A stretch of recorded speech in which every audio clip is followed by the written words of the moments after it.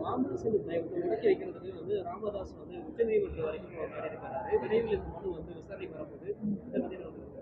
இல்லை, அது பற்றி நீங்கள் கவலைப்பட வேண்டியதில்லை. ஏற்கனவே வந்து உறுதிப்படுத்தப்பட்ட சின்னம், உறுதிப்படுத்தப்பட்ட தலைவர் எல்லாமே வந்து பொதுக்குழுவால், சும்மா தனிப்பட்ட மனிதராக யாரும் பேசலைங்க.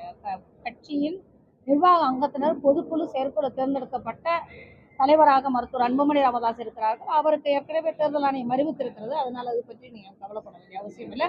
போதுமான ஆவணங்களை, சரியான ஆவணங்களை மக்கள் 40 வருஷம் பாட்டாளி மக்கள் கட்சி உயிரோட்டமும் உணர்வுமாக எழுப்பி கொண்டு வந்த அந்த இயக்கத்தை சரியாக மருத்துவர் ஐயாவிடம் இருந்து கைமாட்டி இன்னைக்கு தலைவர் அவர்கள் மருத்துவர் அன்புமணி ராமதாஸ் அவர்கள் எடுத்து சென்று கொண்டிருக்கிறார். அது சரியானதாக அமையும். தேர்தல் பிரச்சாரத்தில் எப்பவுமே பாமகவோட பிரச்சாரம் வந்து எளிய மக்களுடைய பிரச்சனைகளை முன்னிறுத்தி தான் இருக்கும். இந்த முறை எப்படி இருக்கும் பிரச்சாரம்? கண்டிப்பாங்க.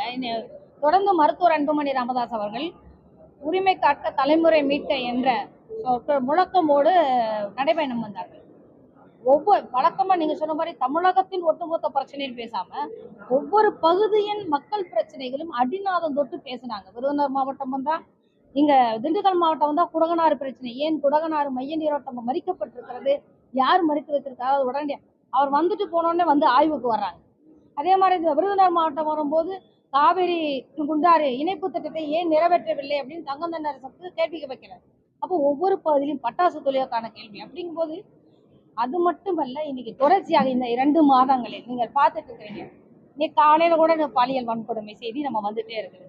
எந்த இடத்துலையும் பெண்கள் நடமாட முடியாத, அதுவும் முக்கியமா போதையினால் சீரழிந்து விட்ட ஒரு சமுதாயமாக ஒரு சமுதாயம் மாறி இருக்கிறது. அதுக்கு முழு பொறுப்பேற்க வேண்டும் நான் தான் அப்பான்னு சொல்லிட்டு இருக்கிற ஸ்டாலின் அவர்கள். இந்த இடத்துல இருந்து நம்ம அடுத்த வேணாம், இதுல இருந்து நம்மளுக்கு ஒரு மாற்றம் வேண்டுங்கிற இடத்தை முடிவு செய்ய வேண்டிய கட்டாயத்தில் இருக்கும். திலகபாமா நீங்க பார்த்துருப்பீங்க, தமிழகம் முழுக்கமான இது பண்ணிட்டு வர தலைமை என்ன கட்டளை இடுகிறதோ இன்னைக்கு திமுக வெளியேற்றுவதற்கு எந்த களத்தில் இருந்தும் வேலை பார்க்கறதுக்கு தயாரா இருக்கும்.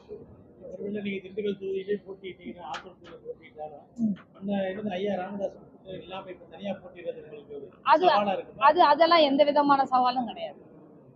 பாட்டாளி மக்கள் கட்சியின் நிறுவனர் மருத்துவர் ஐயாவுதான், அதில் மாற்று கருத்து ஏதும் இல்லை.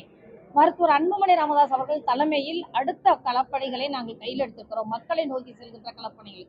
இதுல எல்லா நிர்வாகிகளும் நீங்க நடைபயணத்துல பாத்தீங்க, மருத்துவர் அன்புமணி ராமதாஸ் அவர்கள் பின்னாடி அணிவகுத்து நின்றுட்டு இருக்கிறாங்க. அதனால எந்த தொய்வும் இருக்க போறதில்லை.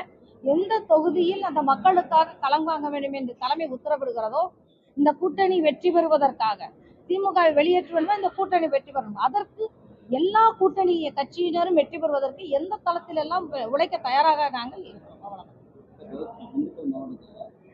எம்ஜிஆருடைய சிலை மட்டும்தான் மறைக்கப்பட்டிருக்கு, பிற தலைவர்களுடைய சிலை வந்து மறைக்கப்படாமல் இருக்கு. ஏன்னா 24 மணி நேரம் ஆகியும் இன்னும் அந்த நடவடிக்கையில வந்து அரசு இயங்காம இருக்கு. நீங்க சமீபமா பார்த்துட்டே இருக்கீங்க, அதிகாரிகள் எல்லாம் ஒருதலை பட்சமாக தான் இயங்கிக்கிட்டு இருக்கிறாங்க. நாங்குநேரியில ஒரு பிரச்சனை, கொலைகள் நடந்திருக்கு. அந்த கொலைகள் மக்கள் போராட்டம் பண்றாங்க. அந்த போராட்ட குழுவுக்கு ஆதரவாக நாங்க போறோம்னா அவங்க அந்த உண்மையான குற்றவாளியை கண்டுபிடிச்சா போராட்டம் நின்ற போகுது. ஆனா அந்த போராட்டத்துக்கு ஆதரவாக யாரெல்லாம் போகுது, அங்கிருந்து 3 விருதுநகர்ல இருந்து 3 வண்டி போகுது, அதை முதல்ல ஸ்டாப் பண்ணுங்க அப்படிங்கிற தகவலை தான் அதிகாரிகள் கொடுக்க தயாரா இருக்கிறாங்க. அதிகாரிகள் கவனம், அதிகாரிகள் நீங்க இன்னைக்கு ஆட்சியில் இருக்கிறவங்களுக்காக நீங்க பேசிட்டு இருக்கிறீங்க. அப்ப என்ன மாதிரியான மக்களுக்கான அதிகாரிகள் செயல்பட வேண்டும். இல்லை என்றால் தூய்மை பணியாளர்கள், அரசு பணியாளர்கள், செவிலியர்கள் இவங்கெல்லாம் போராட்டத்துல தெருவில் உட்காத மாதிரி உங்களை திமுக திரும்பி உட்கார வைக்கும்.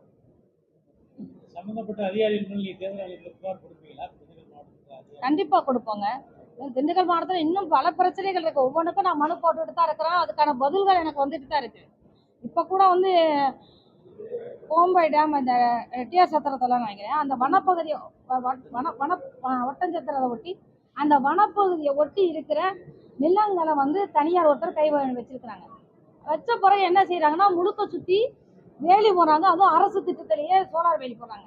இதுல என்ன நான் பலவீனமா, நீங்க என்னவோ கொள்ளையடிச்சுட்டு போங்க, ஆனா அந்த காட்டு வனவிலங்குகள் தண்ணீர் குடிக்கிறதுக்காக அந்த இதுக்கு வரும், டேமுக்கு. அது வரவுடமா தடுக்கிற ஒரு பகுதி நடந்ததுன்னா அந்த வனவிலங்குகள் ஊருக்குள்ள மக்களை நோக்கி நகரும். இது ஒரு ஆபத்தான போக்கு, சுற்றுச்சூழலை எதிர்க்கிற போக்கு. இந்த அந்த வேலி கூட மக்கள் வரிப்பணத்துல தனியாருக்கு ஏன் போடப்பட்டிருக்கிற கேள்வியை முன்வைக்க இருக்கிறேன். தொடர்ந்து திண்டுக்கல் எந்த பகுதியில் தவறு நடந்தாலும் தட்டி கேட்கிற இடத்தில் தான் பாட்டாளி மக்கள் கட்சி எங்களை வடிவமைத்திருக்கிறது.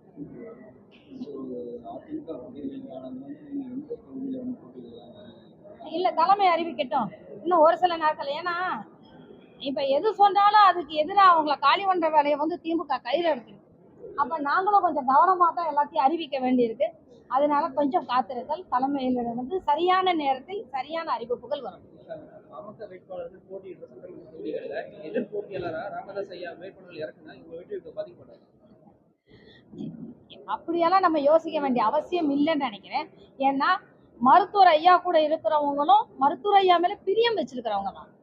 அவங்க வந்து மருத்துவர் அன்புமணி ராமதாஸ் அவர்களை தோக்கடிக்கணும்னு நினைக்கிறவங்க இல்லை.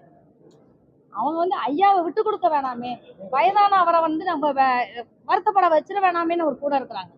அதற்காக அவர்களுக்கு மருத்துவர் அன்புமணி ராமதாஸ் மேல எதிர்ப்பு என்று நம்ம நினைக்க முடியாது.